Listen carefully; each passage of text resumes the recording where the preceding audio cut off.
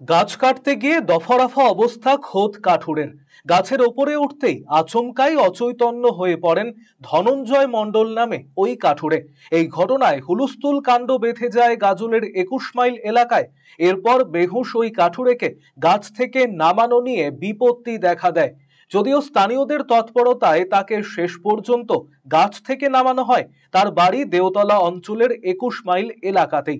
২০ ফিটের একটি কদম গাছ কাটতে গিয়ে এমনই বিপত্তি ঘটায় পরবর্তীতে ওই অসুস্থ কাঠুরেকে হাসপাতালে ভর্তি করানো হয়।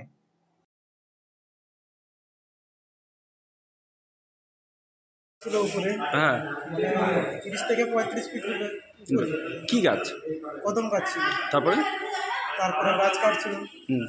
কবার ওই দুই থেকে চারবার গাছে চেপেছে, পড়েনি। তাহলে কিভাবে? ওপরে ওর মাথা ঘুরতে অসুস্থ হয়ে গেল উপরে, তাই তো? অসুস্থ হয়ে গেছিল। তারপরে মানে গাছের উপরে অজ্ঞান হয়ে গেছে উনি। অজ্ঞান হয়েছে। অজ্ঞান হয়ে গেছে। তারপরে কি করে নামালেন? ওর বাবা আমাকে ডাকলো, বলছে তুমি আসো তো, আমার রাজু কিডন্যাপ হয়ে গেছে।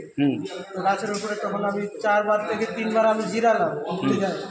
তারপরে ওই যায় দড়ি ছিল ওখানে উপরে, তারপরে দড়ি দিয়ে ওকে বাঁধলাম, বাঁধে তারপরে ধীরে ধীরে করে নামালাম।